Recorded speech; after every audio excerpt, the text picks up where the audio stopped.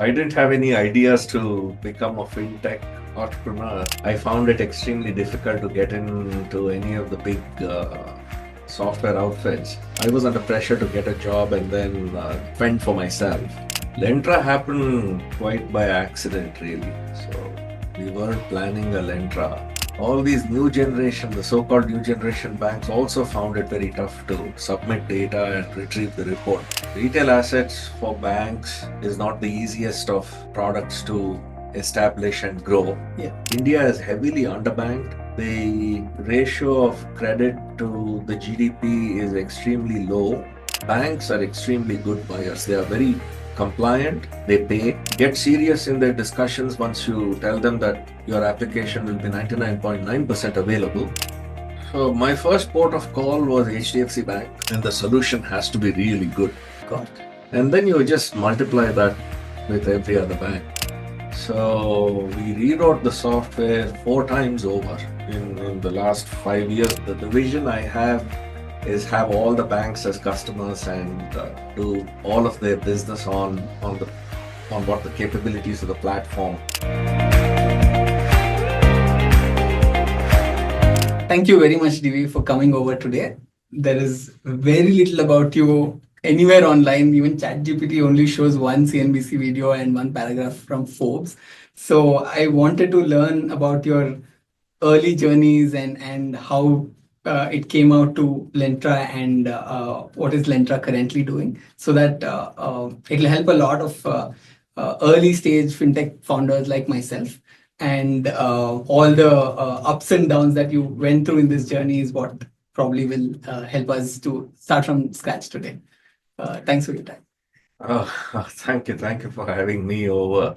Lentra happened quite by accident, really. So we weren't planning a Lentra. I was running another business called Softcell, and Softcell is a system integrator in business for nearly 3 decades now. Over the 30 years that I spent in Softcell, we did one project for Sibyl, which was a JV between SBI and HDFC. And that company, Sibyl, is today called TransUnion Sibyl Limited. So Sibyl was an early credit bureau in India. It began in 2003. So for 10 years until they sold the company to TransUnion in 2014, integration partner for Sibyl. This was at Softcell. This was from Softcell. So during my days managing the project for Sibyl out of Softcell, I learned the mechanisms of pushing the data from banks to Sibyl and from Sibyl to the bank, pulling of the report, retrieving the report, a credit report. So banks found it a little difficult, including the new generation banks like ICICI, HDFC, Axis. Axis in those days was UTI Bank, or say Kotak and Global Trust. All these new generation, the so-called new generation banks also found it very tough to submit data and retrieve the report, prompting us to write a bridging software that we called S2S, which later with the coming in of multiple credit bureaus became multi-bureau. So that bridging software became quite the established product. And then in 2017 or so, I decided that we should write a full suite of products around multi-bureau and make it a full-fledged platform for retail assets. Retail assets for banks is not the easiest of products to establish and grow because of the characteristics inherent in the product.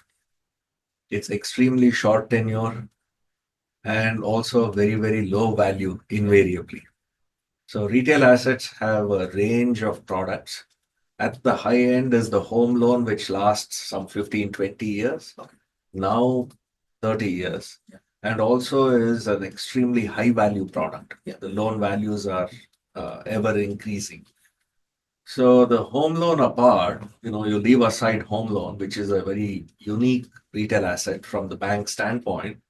All other loans are smaller value and extremely short tenure. So to build the platform, we had to have an approach that was highly automated, not human dependent. So we thought about how to engineer a product that would score every aspect of the application properly. And that's how the idea grew. It took nearly 1 year to fledge the idea, as it were, on the drawing board. And we put it to the test, and then we spoke to lots of people. And because I had dealt over 10 years with banks, all the people on the bank's end were friends. So I spoke to all the friends, and they gave me lots of inputs. And those inputs then eventually became the platform. And then in 2019, we decided that we would split the company. In 2018, we applied for it. In 2019, we got the order from the NCLT to split Softcell into two pieces or two companies. Softcell continues to do the business, but this one experiment, which was the retail assets experiment, became Lentra. Got it. No, thank you very much. But much before Lentra, what I wanted to know was very early days, right? Like, where was your schooling like? What was your inspiration around getting into finance or fintech or anything even before that is what I was even more keen to understand, because it just doesn't exist anywhere in the internet today at all. Okay, so I didn't have any ideas to become a fintech entrepreneur. I grew up in a small town called Hubli, Oh, nice. about an overnight journey north from Bangalore. These days, people say that there is a big new road that takes you there in 6 hours, but I haven't done that trip yet. Back then, we would go by train from Bangalore to Hubli. So I grew up, I was born and brought up in Hubli. The schooling was completely in Schooling, college, everything was in Hubli. Nice. And What did you study for your college? after my PUC, I went to do my engineering out of Malnad College of Engineering in Hassan. Fantastic. I didn't get a good enough rank. I wasn't a very good student all through.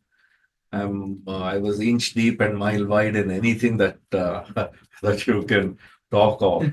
So I knew a bit of everything and not too much of anything. So it was a small town. We played cricket on the road. We didn't have much, too much money as I recollect now, but we didn't know it back then. We weren't. We were a lower middle class family, so. What realm of engineering did you pick up in? I did ENC, Electronics and Communication. Oh, fantastic. Yeah. Which year was this, if I may ask? 86. I got out in 86. Wow. And then this was even before engineering was a thing, I suppose. No. It was mainstream back then. So everybody had to either become an engineer or a doctor and engineer in that order. If you fail to do these two things, then you went on to becoming either an accountant or a lawyer. Okay. Accountant meaning you go do your chartered accountancy or you become a lawyer. If all these things failed, then you looked for some bank job. So the whole thing was quite structured. We were shepherded along with fixed ideas. We didn't have too much of an option to even think of what we were to do. So all of us got herded into either doing this or that, and almost every family on the road that I grew up in were focused on what you studied, how much you got, and you had to know your maths table. So it was a typical lower middle class Indian family, I guess. Yeah.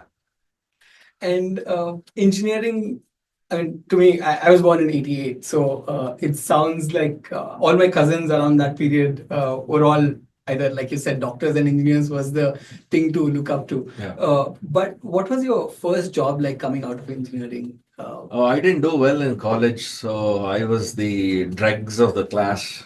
So I found it extremely difficult to get into any of the big software outfits. I went into a TV production unit that was making Bush TVs. Did the now software services exist back then? Like Yeah. in Infosys was the go-to company. Oh, wow. There was also a JV with Bull. I can't PSI Bull, IBM.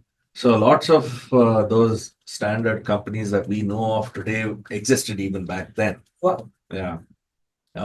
So, or you went away to the US. So, mm, I was under pressure to get a job and then, you know, fend for myself, if not send some chota paisa back home. So, so amongst all those kinds of things, I found one job, and that was to be an R&D engineer in a TB factory. Back then, the R&D we did was how much of the components which were all imported as a CKD, What is the CKV? Sorry. completely knocked down kit. Oh, okay, So got you it. you got in all the components and you assembled it here and made a TV. That was only for tax reasons, I suppose. I think so. There were some SOPs given by the government, and there were some subsidies that were being sponged off. I can't remember what the mechanisms were, but all I knew was that I was this component engineer that tested every component to see if there was an Indian equivalent. Got it. So I went around India as part of the job to source components from local manufacturers. So we had to hit some kind of a quota, 10% or 20%, I can't remember. But we had to do some percentage component shift from an imported component to an Indian made component. Which brand was this? The TV was called Bush. Bush. Okay. Yeah. Electronics was the name of the company, owned by people that lived in Hong Kong. So I never got to meet the owners, but the factory was buzzing just behind government soap factory in Yashwantpur. But So I the current Mysore sandal. correct. Oh, wow. So right behind that was the TV factory. So I did that for 1 year, and then I got bored and went on to become a service engineer in a computer company. That was pre-PC. Okay. So they were building a purpose-built computer that did word processing, accounting, very similar to Tally, and that was it. And it had a printer attached to the computer and a green screen, a monochromatic green screen. So I was a service engineer for that. So I traveled all over servicing those machines because they would go sell it in some remote place, and I would quickly go there if something broke, and I was a service engineer. But the traveling got so hectic that I would be on the road 7 days a week and come back to Bangalore only to wash clothes and prepare. And by the time it dried up, by evening, I would board a night bus and go away into the deep interiors of South India. So, stationed out of Bangalore, I traveled all of South India. I got tired of traveling and then I quit and went on to another job, and eventually decided that I should get into business so I could be rooted to one place. So the big motivation to get out of all these jobs was to be rooted to a place. So then I joined my friend and neighbor from Hubli to sell software. What kind of organizations bought computers those days?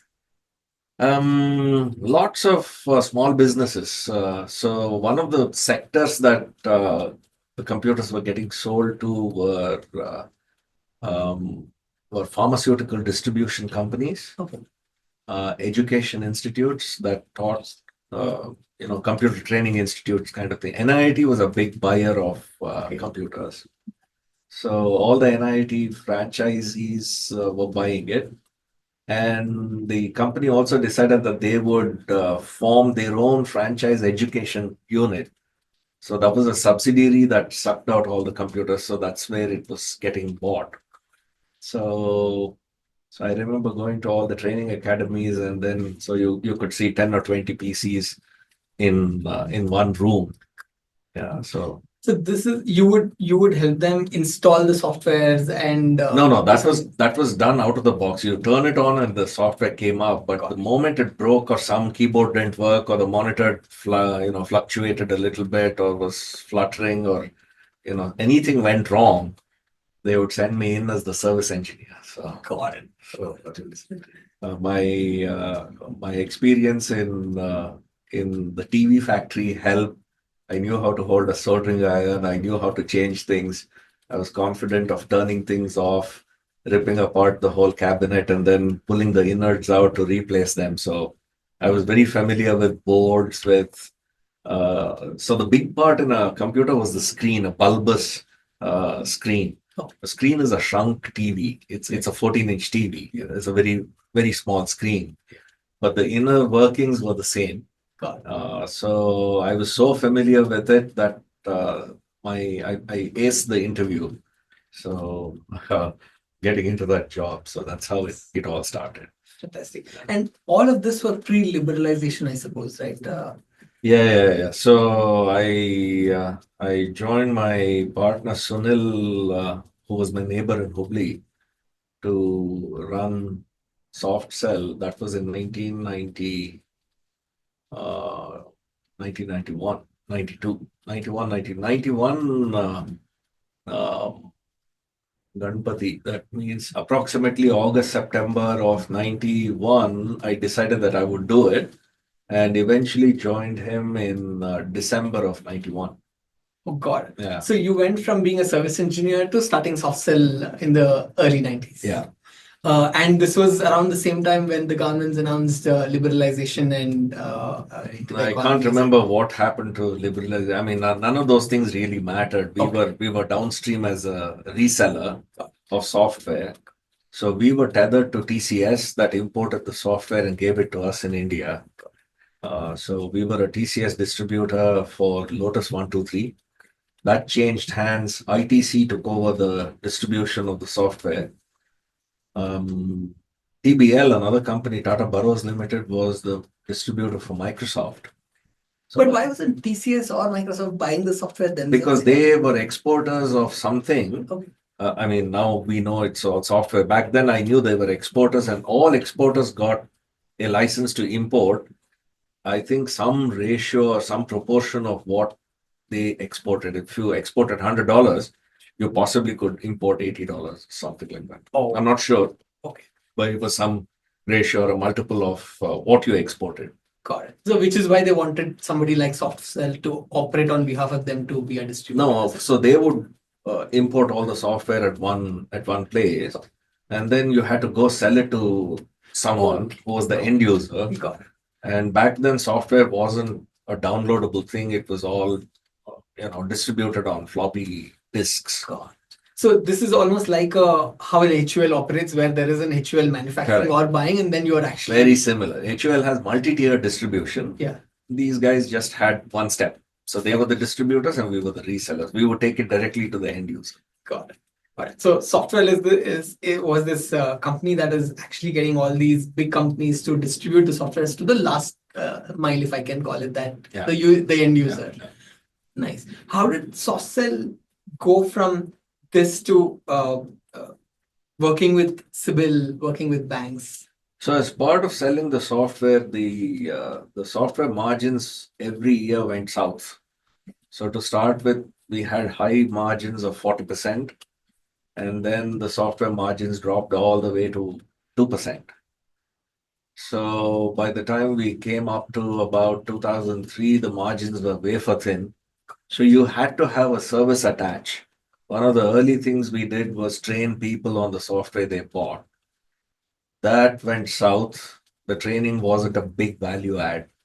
So we started early in 97 a service to deploy email. Email was a big software. Okay.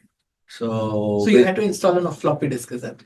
On the computer, the media for distribution was a magnetic media in the form of a floppy disk. But that apart, the whole point was to enable the email to go to the internet. So we set up SMTP gateways and we ran a SMTP management post office, as it were. So the internet connection and to manage a domain name, yourcompany.com, started roughly in 96. God. 97, it picked up. 98, it became a mainstream service. And then we had the Y2K boom. So everything just kept growing. So I think we rode a very good wave at that time.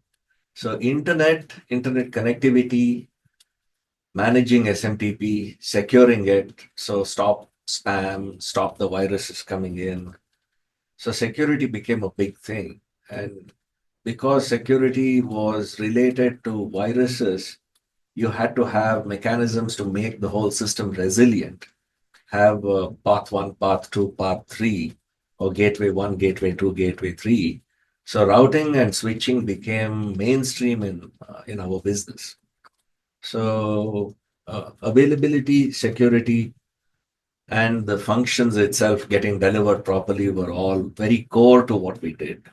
And the buyers were mainly banks or extremely large multinational companies Sure. like P&G, Colgate-Palmolive, HUL, those kinds of very large multinational outfits, Bayer. And then there were a whole stream of banks.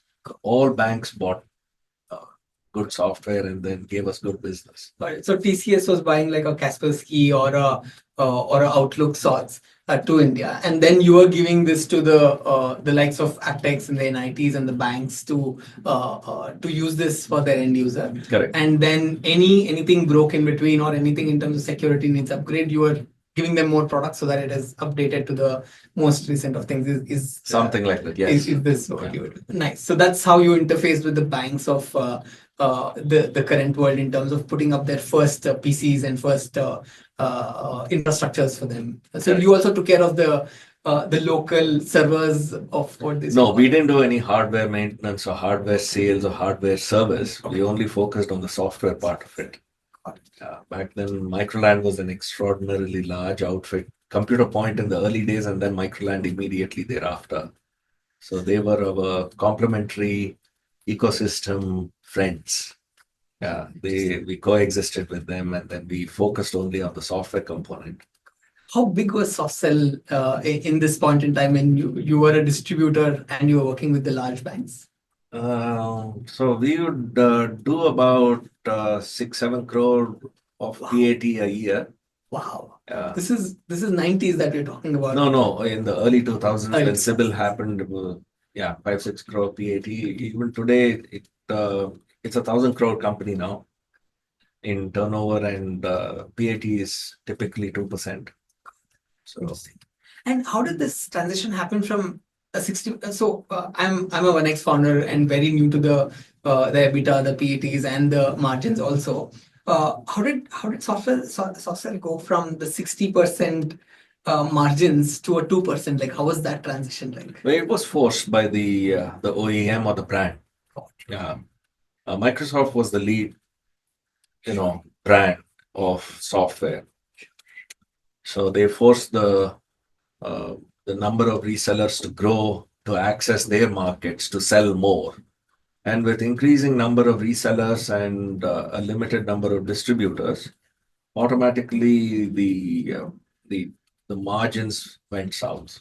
Did the limited number of products also impact the distributors? Because it No. would have been only one Outlook, I suppose, at that point, right? No, other than Microsoft, there was IBM. Okay. And then a whole bunch of security software providers. And Oracle, which is a very large software provider. And lots of the Adobe was another large one. So we had lots of software products to sell, lots of niche market segments to go target. So, and that market is even today, it's just growing. It's not saturated at all. Most of the software distribution has gone online now. It's all a subscription that you stick your credit card in and then it just gets billed. But large corporations don't buy off a credit card. It's only the retail customer that buys off a credit card. Correct. So large corporations buy bulk and you have to invoice them, and then there's a 30-day payment cycle or a 60-day payment cycle. Correct. Probably the TDS would kick in. Yeah. All of that kicks in. So it's a fairly complex mechanism. So that market will continue to exist for as long as software exists. And which year did Softcell and the Civil JV happen? It wasn't a JV. Sybil just chose us to be an integration partner. Got you. That was in 2003. Nice. And you mentioned about a JV between Civil and something that you're working on. So No, I said Sybil was a JV between SBI and HDFC. That's what I said. Okay. So JV, they were a 50-50 partner. And then they invited two technology providers, one Dun& Bradstreet and the other was TransUnion. Both of them held 10% in Sybil. So the cap table looked 40-40-10-10. SBI, HDFC, Dun & Bradstreet and TransUnion. And that business for Sybil grew. And eventually Sybil, TransUnion bought the majority holding in Sybil. So at this time you were with 2014. Softcell. Okay. At this time you were still with Softcell and you were Yes, still yes. distributing the software. Correct. No, I was focused on doing this piece around the multi-bureau.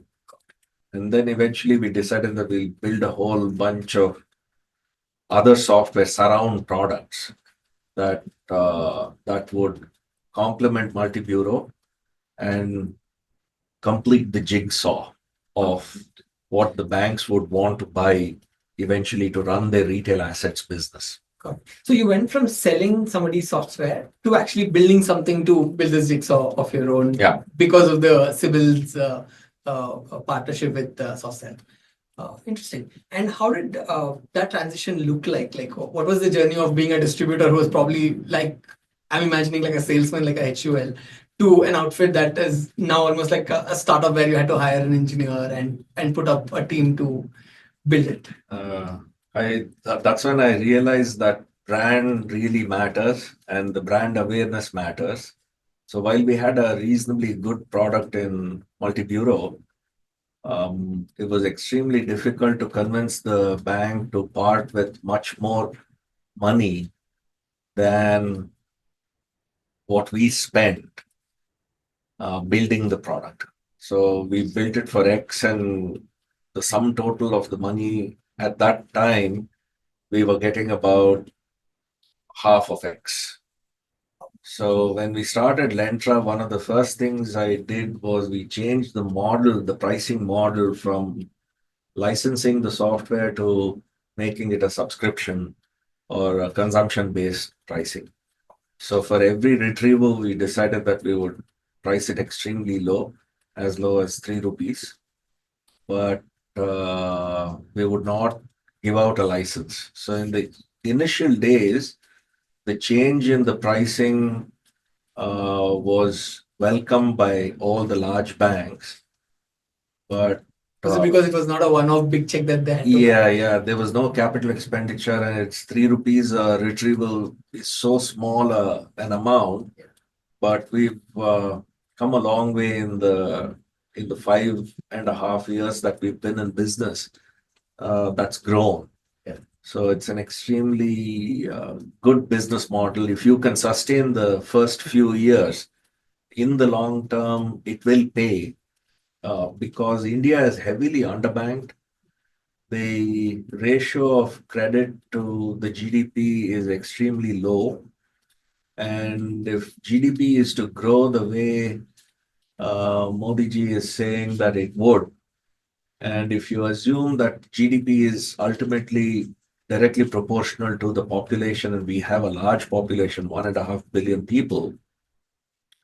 So 1.5 billion people, if you translate it with either the second or the third or the fourth large economy in the world and multiply the averages that they have on a per capita, and even if we get to 50% of that, we will be a huge country. And that means the credit offtake will be a proportion of that. So if it's directly linked to the population and the per capita measures, we are on to a steep growth for the next 50, 60 years. Yeah. And whatever you do in this area is going to grow. That's the overarching theory I have. And I'm buying into that. The measures in India, the affordability are extremely low right now, but the volumes are there. I think we have the largest volumes among all the peers that I measure myself against. So we're in a good spot right now. So you just taking again one step back, just for my own understanding as a early stage founder, and also almost like a student of the fintech, because I've never worked with banks before this, and want to learn a little more about that transition of Softcell to working with Sybil and to building Lentra. How does a like how does a banking tech work like at a very nuanced level, right? I would, as a consumer, go to a bank, get a SB account, or maybe deposit a check. But I would see a screen and whatever the banking person is doing it. Beyond that, I wouldn't really see how the mechanism of it works. As a founder, how can you help me understand where does it start in the tech of a bank? I don't know. I don't know much about banks, but I do know that banks are tough buyers. Yeah. They want technology to achieve two things. Fundamentally, they need resilience and they need high availability. So if you can hit anything greater than or equal to 99%, they'll talk to you. They'll get serious in their discussions once you tell them that your application will be 99.9% available, and they'll seriously welcome you at 4 nines. That's step one. Step two, they want it next to free, or if they can afford it, close to free. The number three piece that they want is an improvement in a turnaround time.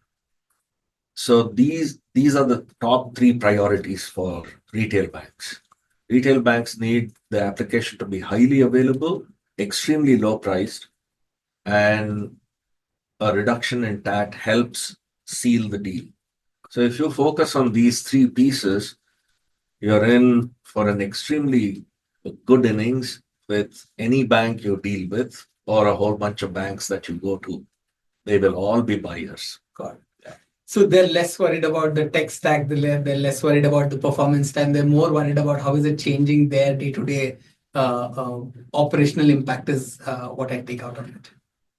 Those are the minor aspects of the innards of the software, but from the outside, if you can focus on reducing the cost, if you can help improve the efficiency of the whole system from the moment some data is input to some data that comes out, if the TAT is reduced, and if the quality is good enough that the system is always up, yeah, then you have solved all the three big facets that the banks are looking for.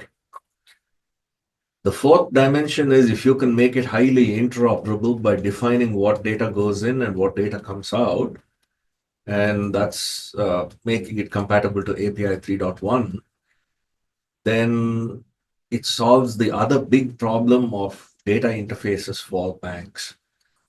Banks are on the face of it, it's an easy business, but the moment you start implementing any technology, it takes time because there are multiple people. They're all highly risk averse.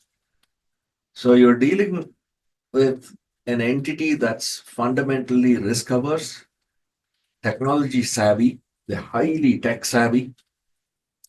From the outside, it appears that you're talking to Luddites, but that's not true.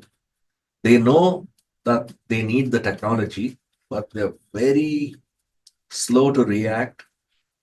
The system does not allow a bank to be extremely agile in implementing anything because there are inherent risks.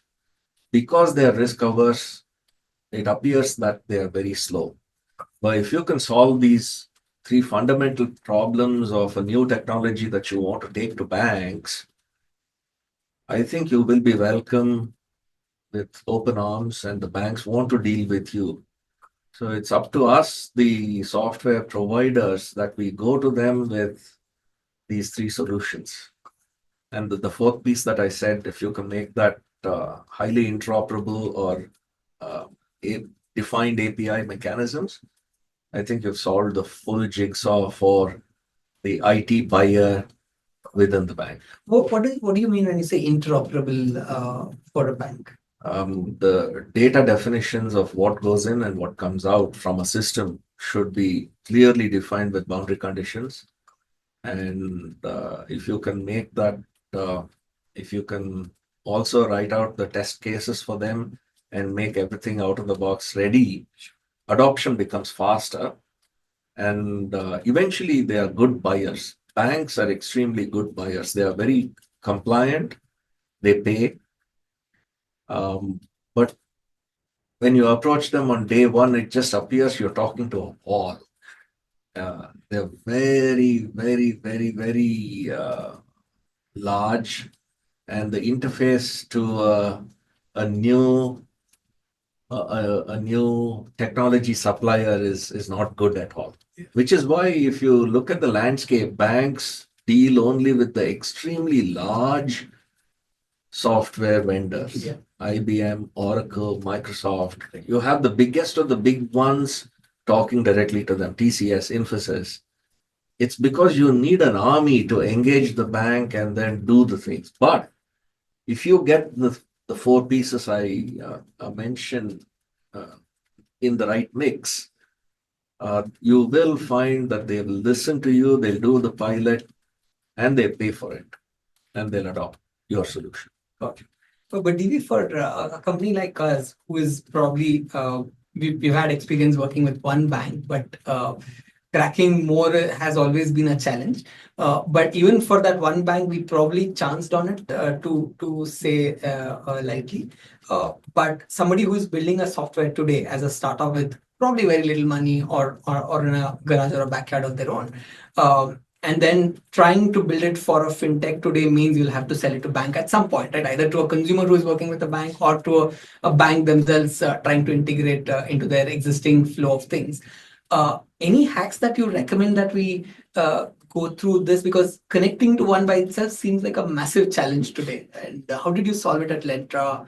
And what do you recommend for somebody like us? Oh, we haven't solved it at Lentra.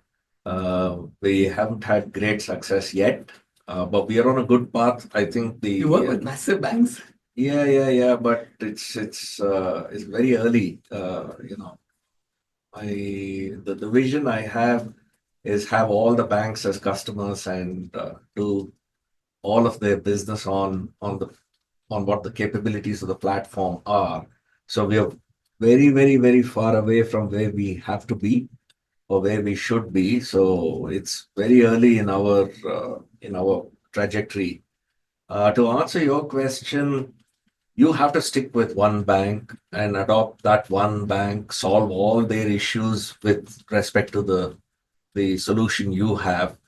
If you can score in the high 90s with them, I'm using the analogy of 100 out of 100. It's impossible to get 100 out of 100 in this kind of an environment.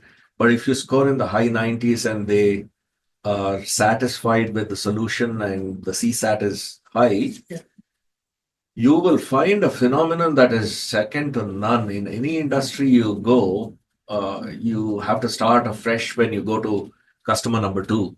But in banks, you will find that a key member of bank one, which is your customer, leaves within 2 years or so and goes to bank two. That guy will carry your flag, which is what's happened to us. So we started with one customer and we were completely focused with just that one customer. And one of the members that was dealing with us quit, joined Bank 2, and Bank 2 became a customer. And a key member of Bank 2, she quit and went to work in Bank 3. And while we didn't want to focus with anyone outside of Mumbai, we had to take her call, and she came over to Pune and she sat in our office and gave us Bank 3. And then Bank 4 happened, and then Bank 5 happened. And then we assembled a sales team at the end of 4 years. And in the last 1 year, we've gotten engagements with so many banks that we will have more than 50 banks at the end of this year. So you'll have a growth spurt that will come eventually. But to start with, you just have to be singly focused on the first customer and make sure you get into the high 90s and solve all the facets that are troubling them and make it super smooth. And the solution has to be really good. Got it. And then you just multiply that with every other bank. But the other thing I've noticed, if it's in any kind of a solution, no two banks want to adopt what you have built out of the box. Fair. Larger the bank, they want to change the flow, they want to change the methods, but eventually they'll see the, the beauty of what you have built and they will adopt your solution and give up their methods of working. If you can show the improvements in TAT reduction and costs and availability or resilience that makes the application available at 3 nines or 4 nines. And if you can make the data interoperable with all other systems via an API gateway, and it's so easy to integrate that they will just recommend your app, adopt your app, and use your app fully. So that's what all of the magic happens when. But it's never easy. I'm oversimplifying it, but that's where we should get to.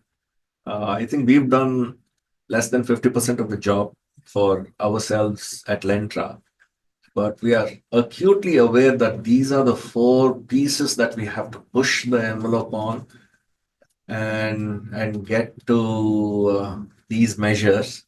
We are far from any of these measures within Lentra. But if we have to get to a point where we become the industry standard, and that's the vision we have, that we are the most trusted platform and the benchmark application for all banks to use, we have to get there. So you went from being at Softcell, and when did you get that one idea to actually become Lentra? Or was it a journey that naturally happened? We wanted to sell multi-bureau, and that was our vision within the early days. So I tried to talk to Nucleus. I tried to talk to Nucleus was a Nucleus and Intellect Design Arena grew out of City Overseas Softwares. When City Corp sold the software unit and disbanded that whole software unit, it was called COSL. They sold it to Polaris, and Polaris eventually has divided itself and sold the service on to Virtusa, and the product team is called Intellect Design Arena. They're listed, they're very big, they're really the benchmark in the industry. And one faction in the early days, they broke off, and one of the guys went away to Noida to create Nucleus software. So Nucleus and Polaris, or today's Intellect Design, have existed for I think 30 years or so since COSL went away. And they've been in this market for the asset side, the software on the asset side of the bank's business forever and ever. when you say So asset side, asset side means the loan loan, department yeah. in a bank is So anything on the software of lending was done by correct for these two these companies. folks. There's a third company that's also extremely popular and fairly large that grew out of GE Capital's exit. GE Capital was another large consumer financing company. They exited the business and sold the software assets to what remained in IndusSoft, a Pune-based company. Indus eventually is today called Ebix Cash. Oh wow.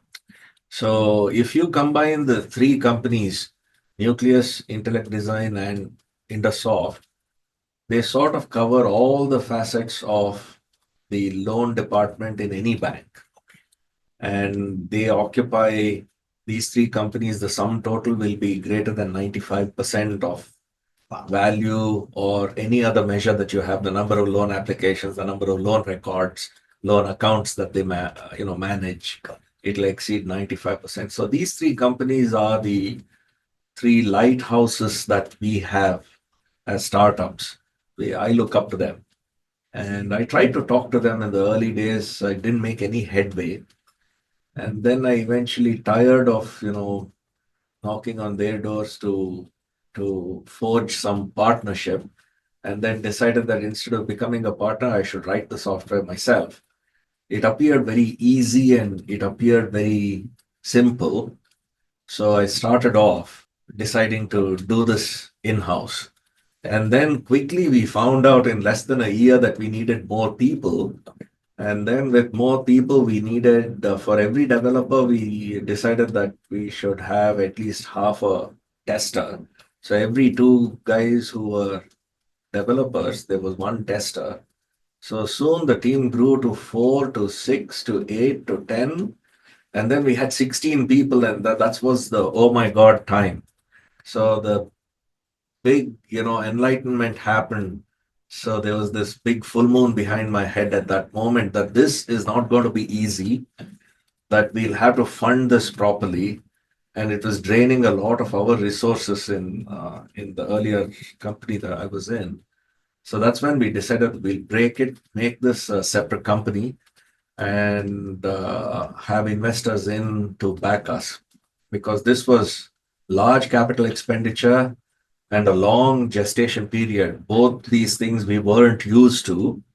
And I was scared because at the time when I started, I was 58. I'm 63 now. So, it's tough to start a business when you're at the what everyone recognizes to be a retirement age. I don't feel like I'm retired internally. I feel like a 20-year-old still. But the whole point is when someone has to back you, they won't looking at how old you are. So these were the disadvantages. But then I had this idea that we should do this, and the world needs this. I truly believe that scanning all the software outfits in the world, there isn't an assets platform that meets these basic measures. Got it. No, you gave me the energy vibes of a 25-year-old when I had a first chat with you. You were more energetic than myself in the amount of knowledge you had was, of course, a lot of addition to that too. So you went from running Softcell where you were distributing to now actually building something of your own. Like you had the engineers, you had the testers, you are now building to actually sell this product to a bank. You realized you had to separate this entity because they were operating on a different gestation periods and different overall margins, etc. But when did you happen to sell your product to a bank, and which was the first bank, if I can ask? So my first port of call was HDFC Bank, Okay. and they took a long time. They knew that they wanted this kind of a software.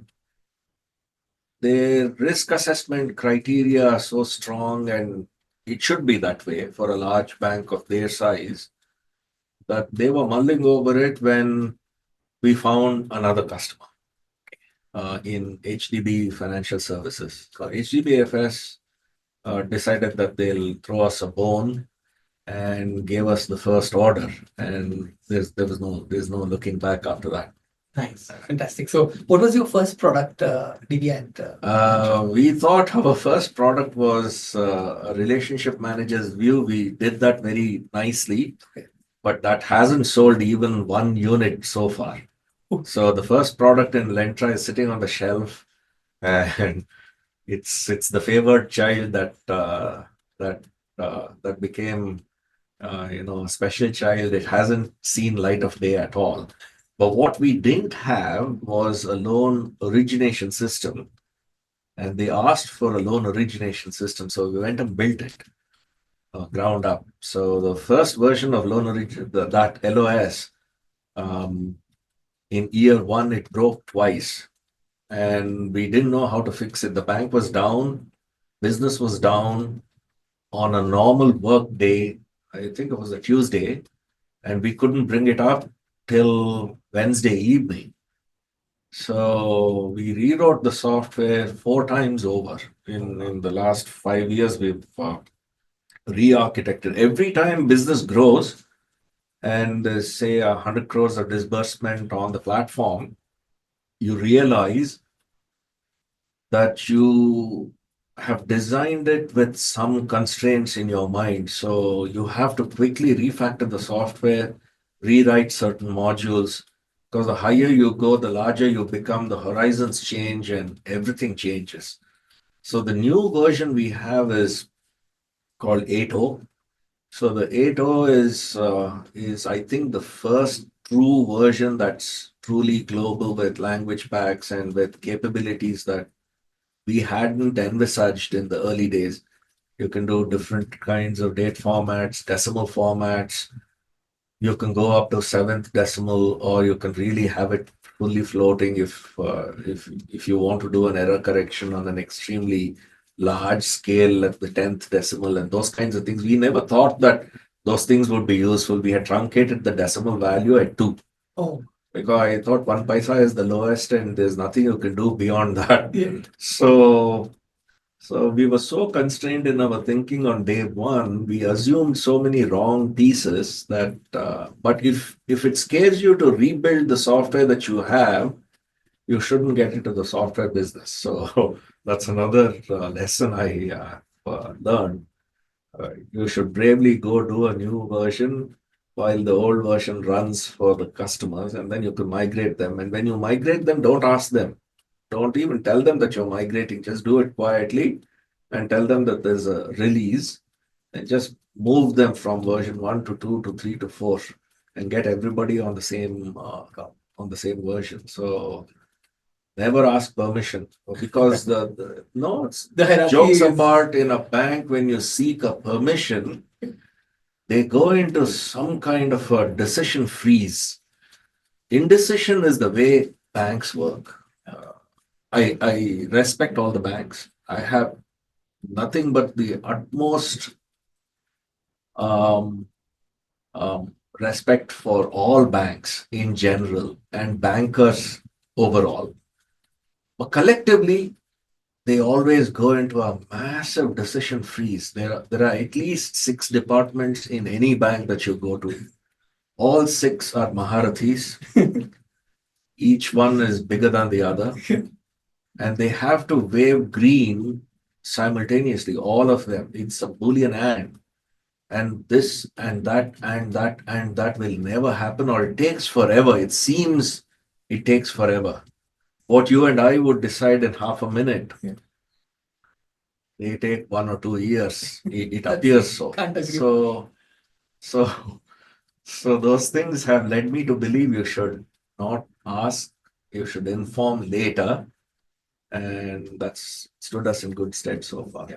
Nice. But how did you hack HDFC as your HDB was equally big, I suppose? On Yeah, they're all banks are big. Yeah. There is no such thing as a small bank. They may be smaller than the other one, Yeah.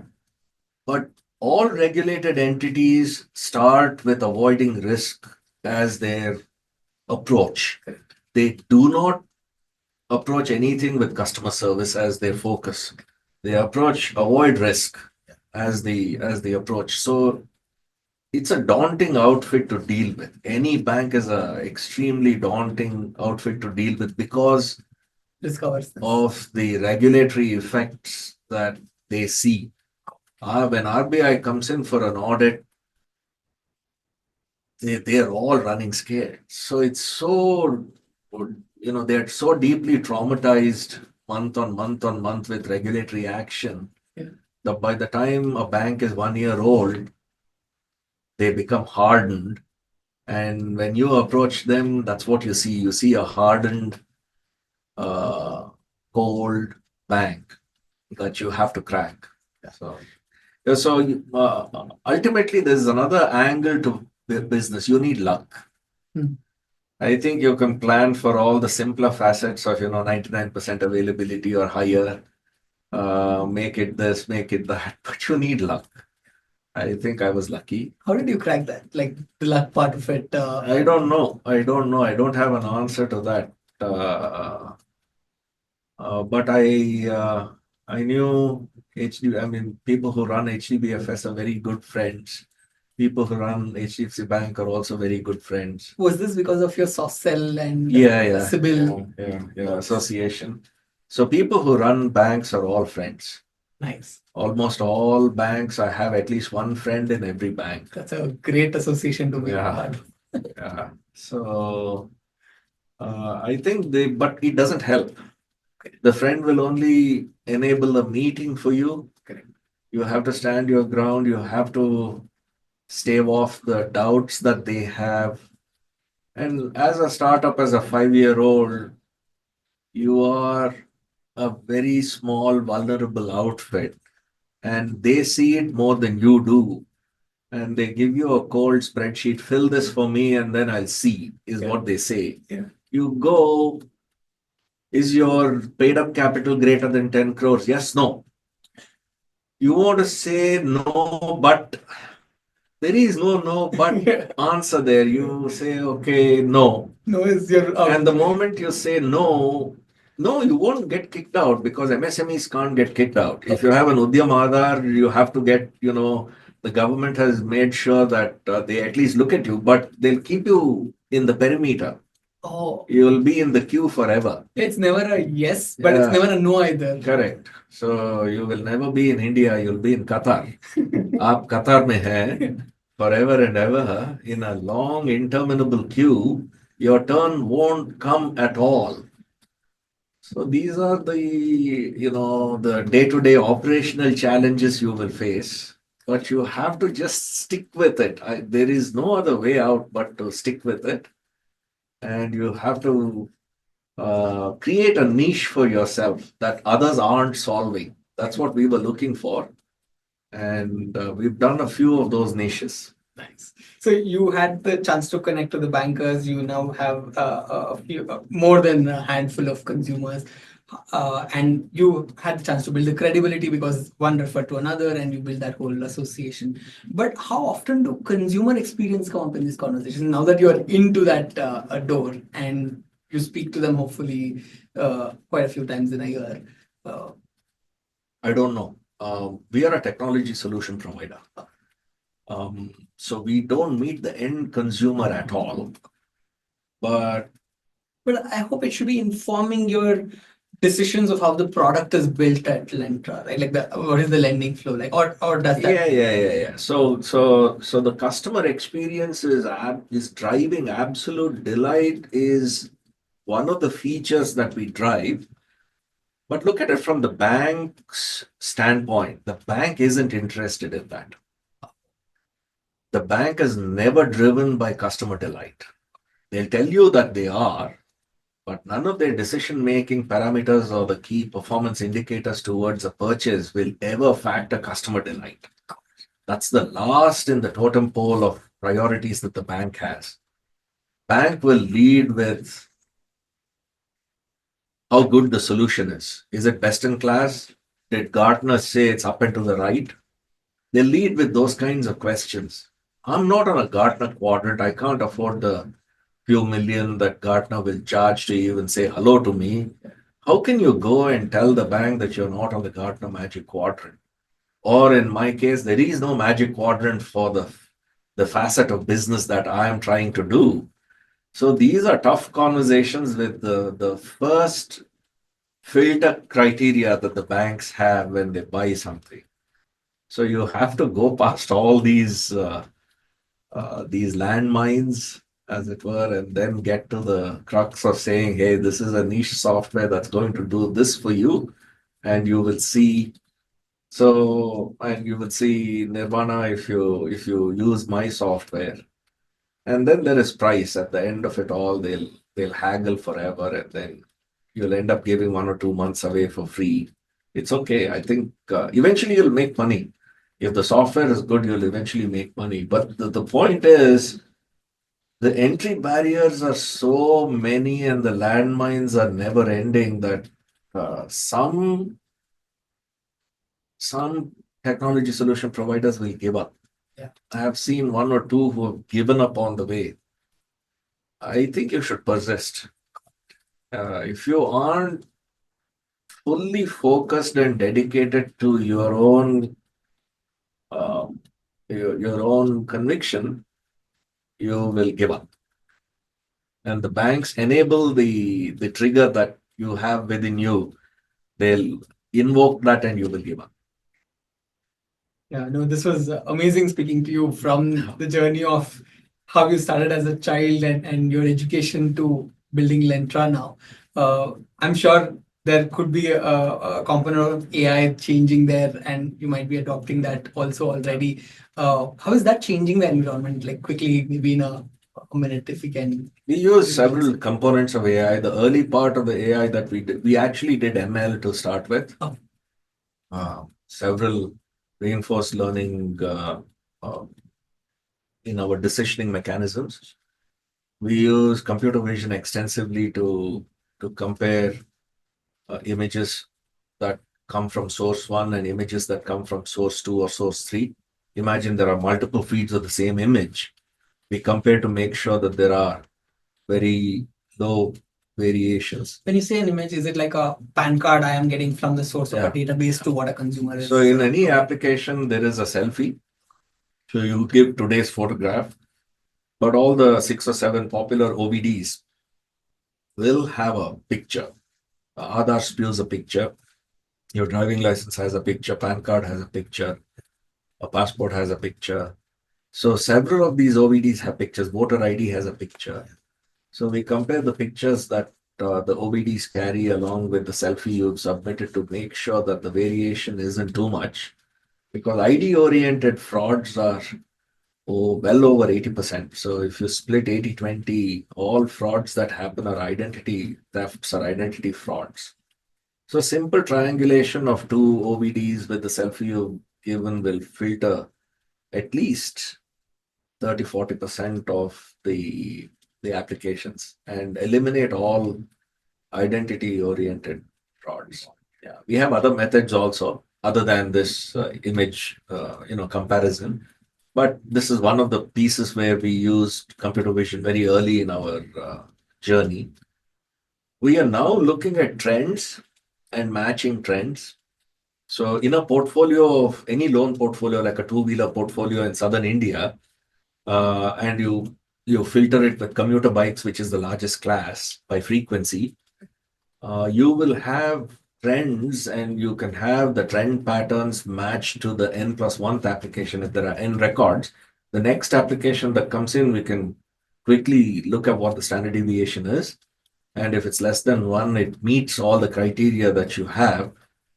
So you can go ahead and then do it. So we have models along that line that are coming up. We also use AI to look at the customer data, which is the profiling of the customers, the potential customers, to do a campaign to draw them in to take a loan. Not that you need too much of an incentive for someone to apply for a loan, but if you have to go with a concerted campaign to draw the best of the lot and avoid the bad eggs. So you have to have filter criteria. So we built a data model to do such campaigns. So like 100,000 people applying, the 1,000 people who are right for the bank to reach out to. And with the large language models that are coming up now, the generative AI, one of the use cases we have seen is an accelerated test. So the test cases that we have to build before you go for a new release, that the LLMs are building much faster, much better, without any slip. So we've fine-tuned that, and then we are accelerating our tests. Tests would take, say, X number of days. It's now down to a tenth of that X. Wow. So we've seen an enormous reduction in that. We're still refining it. It's still work in progress, but we are getting there. We've spent a lot of money on licenses.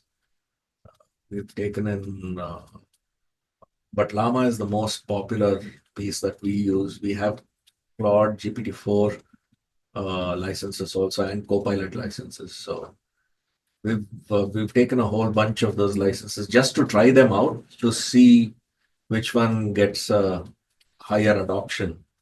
And Llama is more popular than the others. So we'll go with whatever the teams like and the teams want. Fantastic speaking with you. Thank you very much. I have many more questions. I know we are probably short of time. I'll probably try and catch you one more time and see if I can brainstorm with you a lot more than this. Okay. Thanks a lot, Thanks, Rahul. DV, for Okay. making this happen.